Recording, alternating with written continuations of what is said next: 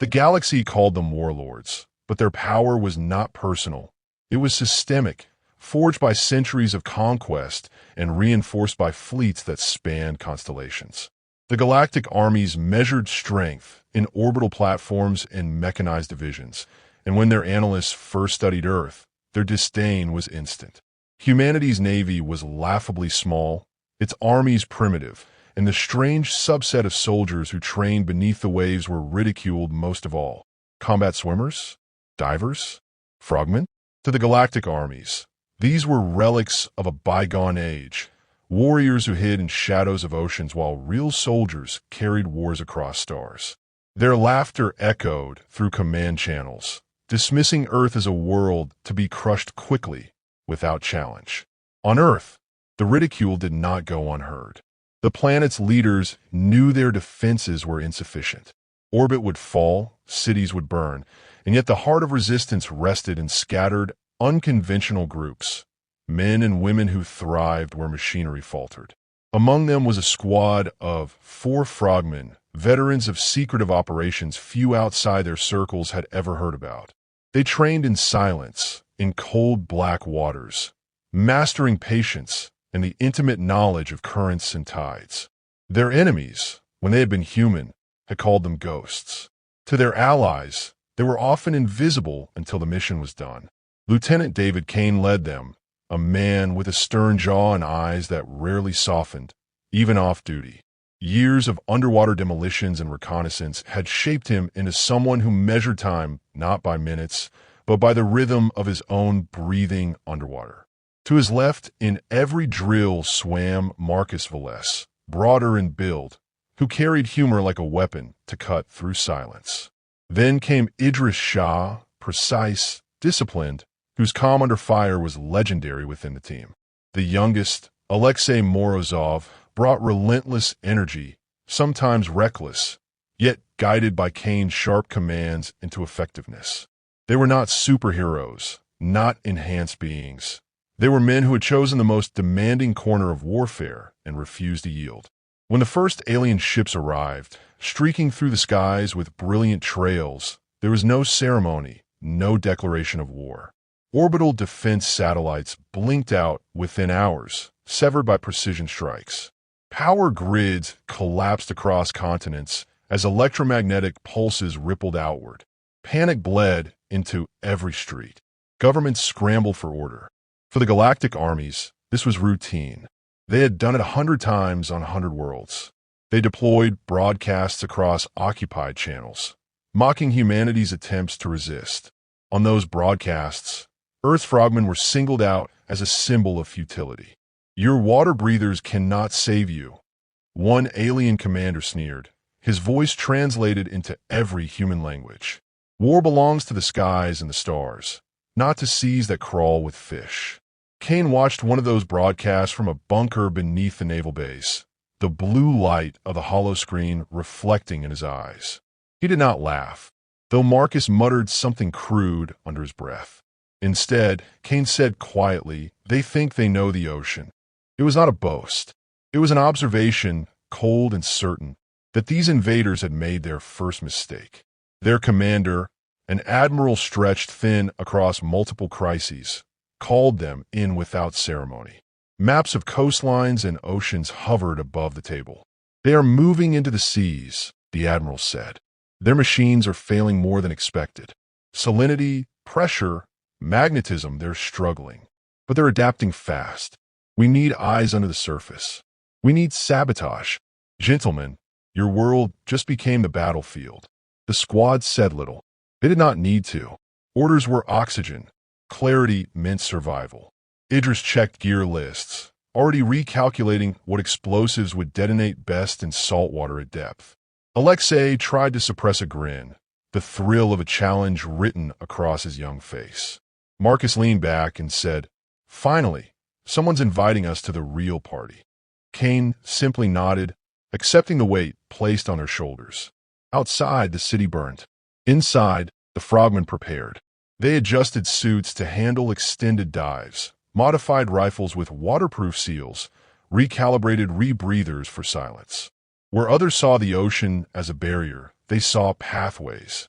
Every tide was a road, every current a potential ally. Kane reminded them of the basics: patience, discipline, precision. Their weapons were not brute force, but the ability to strike where the enemy was weakest, unseen until the damage was irreversible. The Galactic Armies, confident in their superiority, sent aquatic drones into Earth's waters. Their hulls gleamed, their sensors pulsed, their arrogance assumed dominance. Yet within days, reports flowed back of systems failing, drones lost in trenches, patrols vanishing without a trace. What the aliens did not realize was that four shadows now moved beneath them, studying, testing, waiting. The Frogmen had begun their war, and while Earth's skies were scarred with fire, the seas remained contested ground.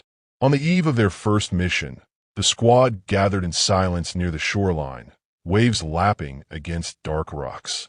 The night smelled of salt and smoke from distant fires. Kane adjusted his mask and looked at his men. They needed no speech, but he gave them one anyway, brief and sharp. They laugh because they don't understand. Good. Let them keep laughing until it stops in their throats. Marcus grinned beneath his helmet. Idris gave a short nod. Alexei whispered something in Russian, perhaps a prayer, perhaps a promise. Then they slipped into the water, one after another, swallowed by the sea. Above them, the sky burned red from the reflection of alien engines. Below, the world turned black and silent, exactly where they belonged. The Galactic Armies thought the oceans would be theirs within hours. They had conquered worlds of deserts, of gas giants, of frozen plains. Yet they had never met soldiers who lived between breaths, who could wait motionless in darkness until the exact second to strike. Earth's defenders were fractured, desperate, and unprepared, but here, in the depths, for men carried the weight of defiance. By morning, the first alien patrol would be missing, their wreckage scattered along the seabed. For now, the water closed over their heads, cutting them from the burning land and mocking sky. They swam as a single unit, silent and relentless, shadows shaped by training and hardened by necessity. The galaxy had underestimated them, and the price of that mistake was about to begin. They had mocked Earth's diverse, certain no true threat could emerge from the sea. Yet beneath those waves, the Frogmen advanced, and the war that would define humanity's place in the galaxy had already started. The sea swallowed their descent, cloaking them in silence and pressure as they moved deeper into the black. Each member of the squad carried his own rhythm of breath, regulated through rebreathers fine-tuned for stealth. Kane led with unwavering calm, every flick of his flippers measured, his body a compass in the shifting currents. Marcus followed a pace behind, his broad frame carrying explosives sealed in waterproof casings. Idris tracked every detail, eyes darting to instruments, recalculating their dive profile as salt and depth pressed harder. Alexei brought up the rear, eager strokes betraying youthful energy even in the suffocating dark. Together they formed one entity, a predatory shape that the ocean itself seemed willing to conceal. Their target lay 20 kilometers offshore, an alien relay tower anchored into the seabed. It was the beating heart of the invaders' communication net, a metallic spire thrust down from orbit like a spear through the waves. Its pulsing lights spread orders to drones and surface craft, maintaining the illusion of control. Earth's intelligence had confirmed that if the tower were destroyed, alien operations across the hemisphere would collapse into chaos for precious hours. Hours could mean survival. Hours could mean rallying. Hours could prove humanity was not yet broken. Before leaving the base, Kane had drilled the plan into them until it settled like instinct. Approach low, use the trench for cover, plant shaped charges at the junction nodes, then withdraw before the automatic defenses recalibrated. The mission was simple in theory, lethal in practice. Alien drones patrolled in synchronized arcs, their searchlights slicing the water like knives. Detection meant annihilation, but the squad was built for invisibility. Kane signaled with a clenched fist, and they dropped lower into the trench. Darkness thickened until the only illumination came from the faint glow of bioluminescent plankton disturbed by their passage. The alien tower loomed ahead, larger than they had imagined, its spire humming with energy that made the water vibrate. Alexei's heart hammered, but he held position, eyes fixed on Kane's steady silhouette. Marcus, unfazed, muttered through the comm line, "Biggest damn light bulb I've ever seen." Idris shushed him with a terse click, reminding them that sound traveled differently underwater. Kane allowed himself a faint smile hidden by his mask. Even in danger, Marcus carried humor like a blade. As they approached the outer perimeter, drones passed overhead, their hulls gleaming silver against the void. The Frogmen flattened against the trench wall, bodies blending into the rock. Seconds dragged like hours until the lights swept past. Then, Kane motioned upward. They rose with controlled precision, one after another, until the massive base of the tower loomed directly above them. Idris moved first, swimming to the relay's underside with the grace of a surgeon.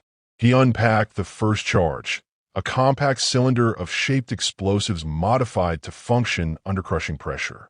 Marcus joined him, hands steady despite the cold, affixing a second device near a joint where the structure anchored into the seabed. Alexei's role was to maintain a perimeter, rifle raised, eyes scanning for drones or alien sentries. Kane positioned himself to coordinate, his gaze shifting constantly between his men and the rhythmic pulses of light coursing through the tower. The work demanded silence and focus. Every second was a risk. Idris's fingers trembled once, not from fear, but from the weight of precision required. He corrected instantly, attaching the charge and arming the timer. Marcus finished his placement and gave Kane a thumbs up. Kane checked his chronometer, calculating the patrol's next pass. They had 3 minutes. Then Alexei froze. Through the murk ahead, a new drone emerged, its pattern erratic, its sensors scanning wider than the others. It glided closer, metallic fins slicing water. Alexei steadied his weapon, breath shortening. If he fired, noise and light would betray them all. If he held, the drone might pass, but it was drifting directly toward Marcus. Kane's mind raced, options collapsing in seconds. He swam up, intercepting the drone's trajectory, then shifted his body flat against the tower's metal. When the drone neared, its sensors swept across him, and for a heartbeat Kane feared the mission was over. But the alien machine hesitated, its systems struggling to interpret the mass pressed against the relay itself, then turned away, assuming it was merely structural interference. Only when its glow disappeared into the abyss did Kane move again, his pulse steady despite the risk. Alexei's relief was visible even in the dark, but Kane gave him only a curt gesture: focus. With the charges set, they began their retreat, sliding back into the trench like shadows retreating into night. Kane activated the remote detonator on a silent countdown. Minutes stretched. The water itself seemed to hold its breath. Then the ocean lit with fury. The tower convulsed as shaped charges ripped through its core, rupturing conduits that pulsed with alien energy. Shock waves rattled the trench, buffeting the Frogmen against the rocks. The spire toppled sideways, collapsing in a cascade of bubbles and debris. Communication relays across the hemisphere flickered and died. For the first time, the Galactic Armies were blind. Commanders barked orders that never arrived. Drones drifted aimlessly, cut from coordination. Ships lost synchronization and collided in mid-maneuver. A network built on precision fell into disarray, and the laughter that had mocked Earth defenders was replaced with sudden, uneasy silence. The squad surfaced hours later beneath a moon shrouded in smoke. They pulled themselves onto the jagged rocks of a ruined coastline, helmets dripping, lungs burning. Marcus let out a laugh, exhausted but triumphant. Guess we're more than fish food after all. Idris shook his head, though his eyes softened with quiet pride. Alexei leaned back, staring at the sky as though seeing it for the first time. Kane stood, scanning the horizon where alien ships hovered uncertainly. His jaw tightened, knowing retaliation would be swift and harsher than before. Yet in that moment, they had done the impossible. They had struck a blow not with superior technology or numbers, but with skill, patience, and an ocean the enemy did not understand. Earth's leaders would seize this spark of hope, amplifying it into defiance. And the Galactic Armies, who had dismissed humanity as primitive, now knew that resistance was not theoretical. It was active, dangerous, and far from finished. Kane looked at his men, their silhouettes framed against the restless sea. They were battered but unbroken, proof that humanity's survival depended not on matching the enemy's scale, but on exploiting every blind spot arrogance left exposed. The mission was complete, but the war had only begun. Above, the night burned red with alien fire. Below, the ocean whispered promises of battles yet to come. The Frogmen had entered the war, and the galaxy would never mock them again. The destruction of the relay tower rippled across the alien command structure like a fracture through glass. Fleet captains shouted across disrupted channels. Patrols collided in confusion, and for the first time in generations, the Galactic Armies tasted the bitterness of uncertainty. Pride curdled into anger, and orders went out across their networks. Find the humans responsible, isolate them, erase them. They could not admit it aloud, but in the silence of their secure channels, commanders whispered about a tactical weakness they had never considered: oceans. Their machines, optimized for space and land, moved awkwardly in shifting tides and corrosive waters. Their soldiers grew uneasy in pressure and darkness. And somewhere beneath those waves, from men moved like shadows with knives. Kane sensed retaliation before the first report reached Earth's bunkers. He had studied too many enemies to believe victory could last without consequence. When his squad returned to base, exhausted and salt-burned, they found commanders waiting with strained expressions. The admiral wasted no words. "You've wounded them. Now, they will come with fury. Our intel suggests they're constructing a fortress at sea, something vast, bristling with weapons, and anchored near shipping lanes. If it becomes operational, Earth's coastlines are finished. Your squad will infiltrate, disable its shield generator, and cripple it before they complete the build. This may be our only chance." The men exchanged glances. Marcus exhaled slowly, rolling his shoulders. "A fortress, huh? Guess they're done underestimating us." Idris nodded grimly, already calculating the explosives required for a target of such magnitude. Alexei's eyes gleamed with reckless fire, though he tempered it under Kane's watchful gaze. Kane absorbed the details in silence, then asked only, "When do we leave?" Preparation became ritual. Their suits were patched, their rifles recalibrated, their oxygen supplies doubled. Yet new tools joined their arsenal. Salvaged alien technology, scavenged from wrecks, had been hastily modified by Earth's engineers. A miniature power core now powered cutting torches stronger than anything human-made. Adaptive plating allowed their suits to mimic the surrounding water temperature, confusing thermal sensors. For the first time, the Frogmen carried weapons that blurred the line between Earth's ingenuity and alien design. Kane inspected the equipment with wary eyes, reminding his team not to trust unfamiliar tech without discipline. Still, the upgrade represented a quiet shift. They were no longer merely surviving. They were evolving. The fortress rose from the ocean like a jagged tooth, its spires visible even above the waves. From a distance, it appeared immovable, a monument to alien dominance. But beneath the surface, its foundations extended deep into trenches, bristling with machinery. Shield nodes pulsed with light, a heartbeat of energy protecting the structure. Kane studied it from the scope of his visor, noting patrol patterns, blind spots, currents that could mask approach. He felt the weight of the mission press on him, but also the pulse of defiance. They advanced under cover of night, the sea rough with storm. Waves lashed against the alien walls above, while currents dragged fiercely below. The Frogmen slipped between them, harnessing the chaos. Lightning struck the surface, briefly illuminating their descent like ghosts revealed by fire. Each man moved with silent precision, minds sharpened by purpose. Drones swept the water in relentless arcs. Kane signaled, and the squad split into pairs. He and Idris drifted low, hugging the seabed. Marcus and Alexei rose higher, skimming shadows cast by alien pylons.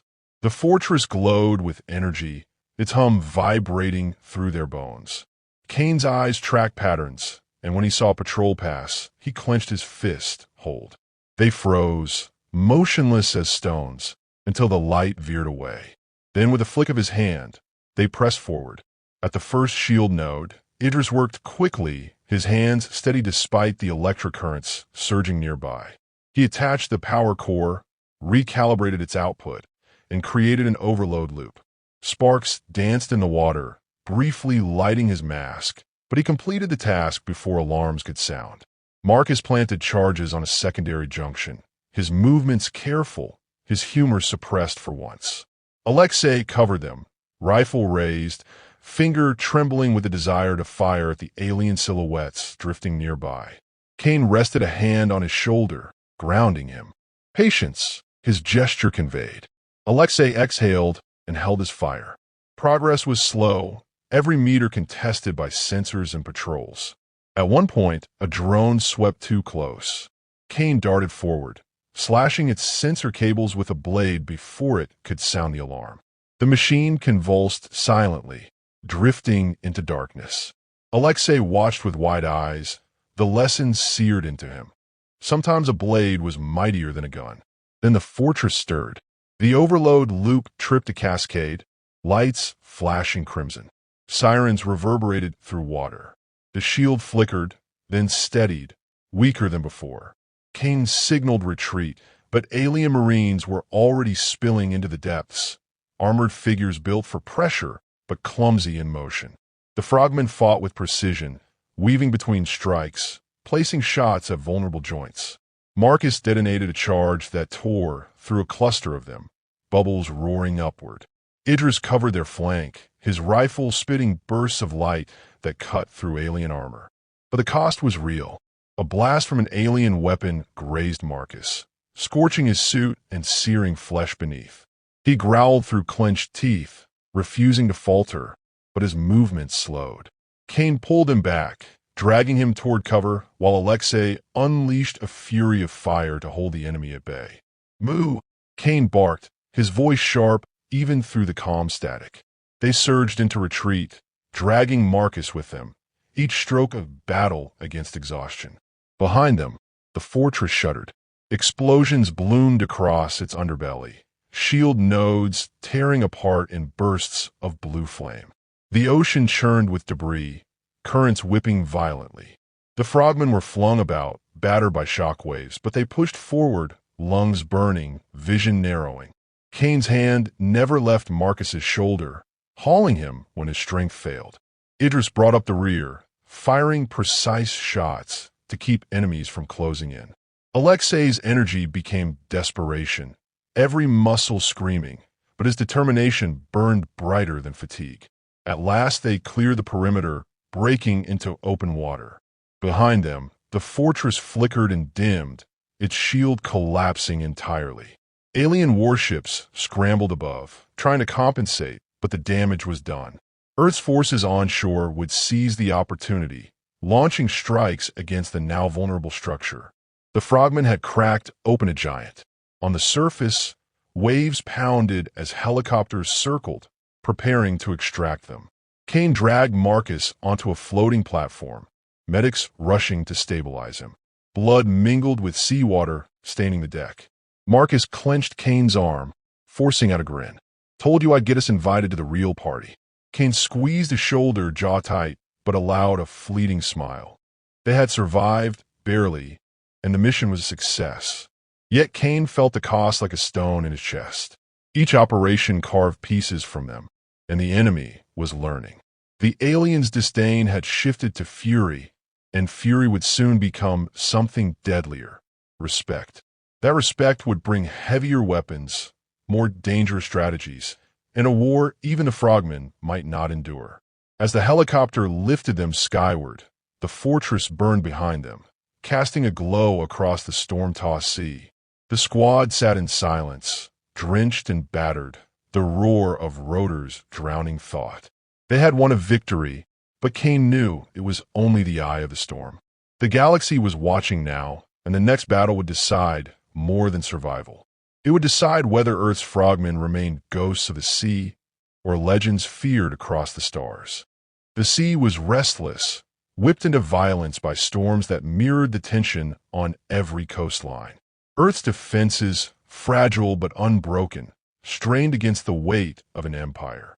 The fortress had fallen, but Kane knew the victory only sharpened the blade of vengeance. Reports flowed through encrypted channels. Alien fleets consolidating over the oceans, their command carriers gathering where the waters were deepest. If those ships secured dominance, Earth would suffocate under blockades and bombardment. Yet if those same vessels could be crippled, the balance might tilt, if only for a moment. And so the squad prepared once more, battered yet unyielding, bound by duty that had transcended orders. Marcus lay on a medical cot during the briefing, his body scarred but his spirit undimmed. He refused to be sidelined, insisting on joining despite bandages that still seeped. Kane allowed it only after Marcus swore he could carry his weight. Idris sharpened plans with relentless precision, outlining routes of approach, timing of charges, contingencies for retreat. Alexei radiated restless energy, pacing like a caged predator, eager for the fight to come. Kane stood apart, studying the flickering hologram of the alien fleet. His eyes lingered on the colossal flagship stationed above the Mariana Trench, its hull bristling with weapons, its belly lined with docking bays. That ship was the heart of the occupation, and it was there the frogmen would strike. The plan demanded audacity beyond reason. They would descend into the trench, infiltrate the docking underbelly, and plant charges along the carrier's spinal conduits. If detonated, the explosions would rupture its core, forcing the fleet to scatter or retreat. The risks were immeasurable. Crushing pressure, layers of patrols, defenses designed to withstand planetary assaults. Yet Kane did not frame it as optional. This is the moment they stop laughing, he told his men. His voice carried no theatrics, only the steel of certainty. They entered the water under a sky torn by lightning. Waves battered their insertion craft, salt stinging their faces as they slipped beneath. The descent was immediate and absolute. Darkness closed around them, colder, heavier than any dive before. The trench yawned below like the throat of a predator, swallowing them in silence. Each man felt the crushing pressure but refused to yield, bodies straining as they propelled downward. The ocean, their eternal ally, seemed to close ranks around them, as though shielding them from the alien eyes above. The carrier appeared as a monolith in the abyss, its lights glowing faintly through the gloom. Its hull stretched longer than a city, its surface studded with weapons that jutted like thorns. Smaller vessels swarmed around it, drones darting in tight formations. Kane signaled caution, leading them along a fissure in the trench wall. They advanced inch by inch, avoiding detection, until the carrier's docking bay loomed above them. Massive doors opened and closed in mechanical rhythm, admitting streams of alien craft. Through those doors, they would slip inside. Timing was everything. Idris counted the intervals, fingers twitching with calculation. Marcus steadied himself, suppressing the pain that throbbed through his side. Alexei flexed his grip on his rifle, eyes gleaming with a hunger that bordered on reckless. Kane waited for the exact moment when the doors gaped wide and a patrol exited. He clenched his fist, and they surged upward as one. The bay swallowed them whole, and for a breathless instant, they were exposed under glaring light. But shadows clung to corners, and they melted into them, unseen. Inside, the scale was overwhelming. Alien soldiers moved in disciplined ranks. Machines hissed with energy, and the hum of the core resonated through the metal floor. Yet arrogance had left vulnerabilities. Few expected enemies to breach from below, fewer still that waterwalkers could navigate such defenses. The squad exploited that blind spot with ruthless precision. Idris attached explosives to conduits feeding the core. Marcus limped through pain to plant charges on fuel lines, his hands steady despite trembling limbs. Alexei provided overwatch, his rifle silent but ready, every muscle taut. Kane coordinated, adjusting placements, ensuring maximum devastation. An alarm blared suddenly, not from their actions, but from above. Earth's air forces, battered though they were, launched a diversionary assault, drawing alien attention skyward. The bay convulsed with movement, soldiers rushing to defensive stations.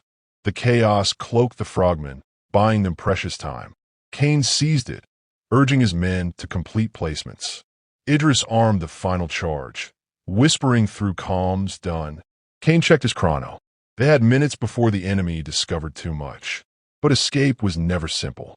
As they moved toward the exit, a patrol spotted Alexei's shadow. A shout, guttural and alien, echoed through the bay. Weapons fired, streaks of energy slicing the air. The squad returned fire with lethal accuracy, striking weak points, dropping soldiers before they could rally. Explosions rocked the hangar as stray shots ignited fuel reserves. The bay descended into chaos, alarms howling, smoke filling the chamber. Kane barked, "Move!" and they dove toward the water, pursued by fire.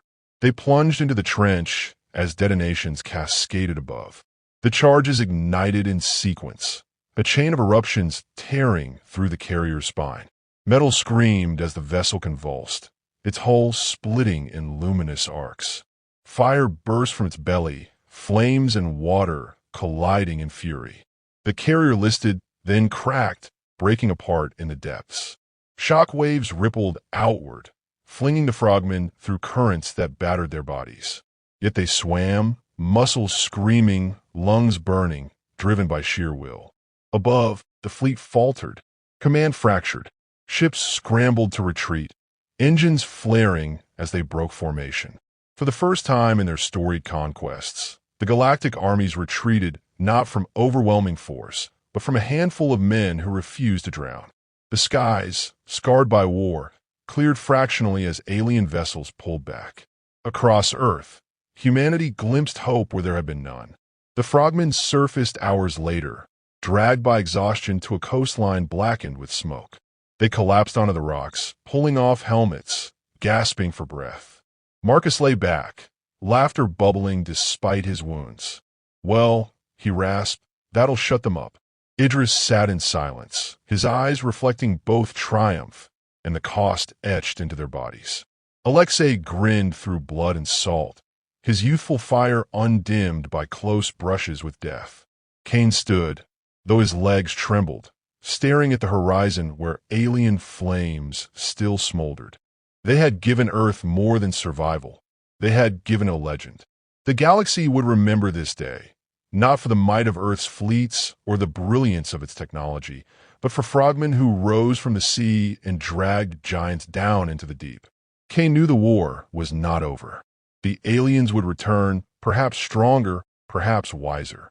Yet the balance had shifted. Humanity had proven it could wound, and that knowledge was more dangerous than any weapon. As dawn bled across the sky, the squad stood together, battered but unbroken. The ocean roared behind them, eternal and untamed, their true ally. The world had been mocked, dismissed, nearly conquered. But now the galaxy whispered a new truth, carried on waves and fear alike. They mocked Earth's divers. Then came the Frogmen,